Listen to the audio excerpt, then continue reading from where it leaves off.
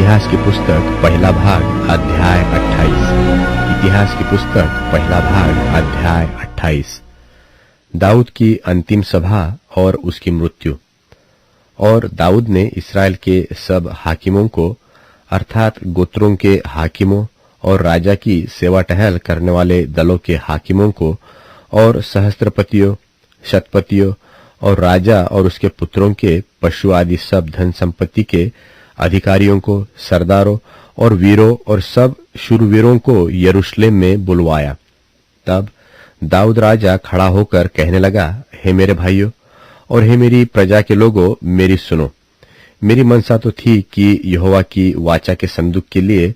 और हम लोगों के परमेश्वर के चरणों की पीढ़ी के लिए विश्राम का एक भवन बनाऊं, और मैंने उसके बनाने की तैयारी की थी। परंतु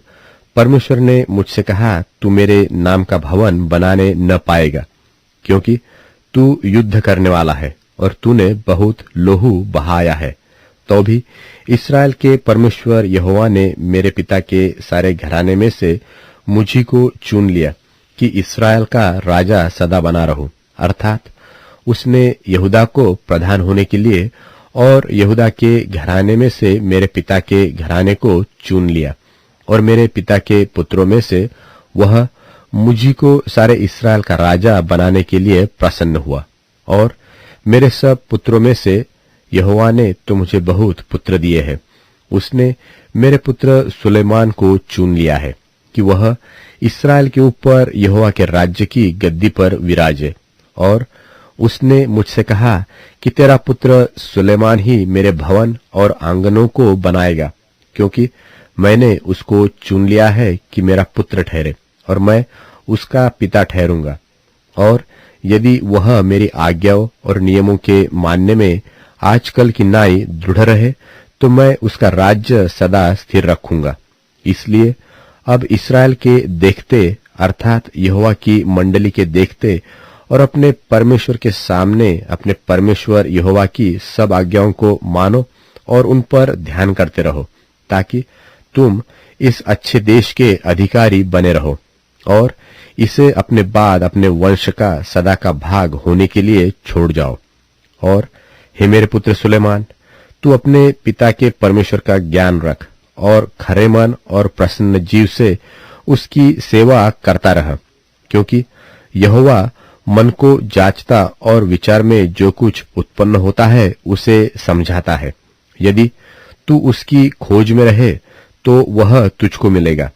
परंतु यदि तू उसको त्याग दे तो वह सदा के लिए तुझको छोड़ देगा। अब चौकस रह, यहोवा ने तुझे एक ऐसा भवन बनाने को चुन लिया है जो पवित्र स्थान ठहरेगा। हियाव बांधकर इस काम में लग जा।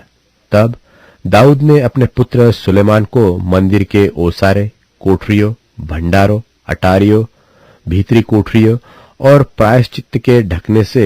स्थान का नमूना और यहोवा के भवन के आंगनों और चारों ओर की कोठरियों और परमेश्वर के भवन के भंडारों और पवित्र की हुई वस्तुओं के भंडारों के जो जो नमूने परमेश्वर के आत्मा की प्रेरणा से उसको मिले थे वे सब दे दिए। फिर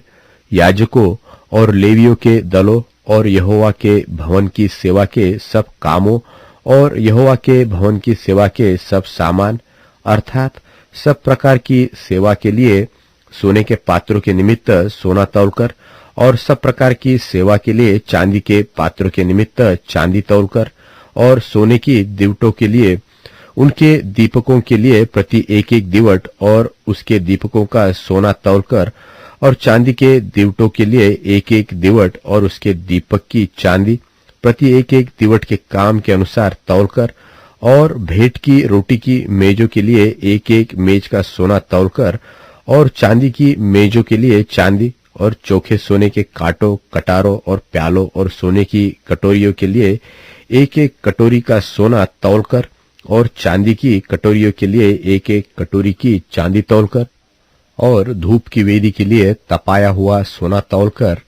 और रथ अर्थात यहोवा की वाचा का संदूक ढाकने वाले और पंख फैलाए हुए करूबों के नमूने के लिए सोना दे दिया। मैंने यहोवा की शक्ति से जो मुझको मिली यह सब कुछ बूझकर लिख दिया है। फिर दाऊद ने अपने पुत्र सुलेमान से कहा, हियाव बांध और दृढ़ होकर इस काम में लग जा, मत डर और तेरा मन कच्चा न हो, क्योंकि यहोवा परमेश्वर जो मेरा परमेश्वर है वह तेरे संग है, और जब तक यहोवा के भवन में जितना काम करना हो वह न तो चूके, तब तक वह न तो तुझे धोखा देगा और न तुझे त्यागेगा। और देख, परमेश्वर के भवन के सब काम के लिए याजकों और लेवियों के दल ठहराए गए हैं, और सब प्रकार की सेवा के लिए सब प्रकार के काम प्रसन्नता से करने वाले बुद्धिमान पुरुष भी तेरा साथ देंगे, और हाकिम और सारी प्रजा के लोग भी जो कुछ तू कहेगा वही करेंगे।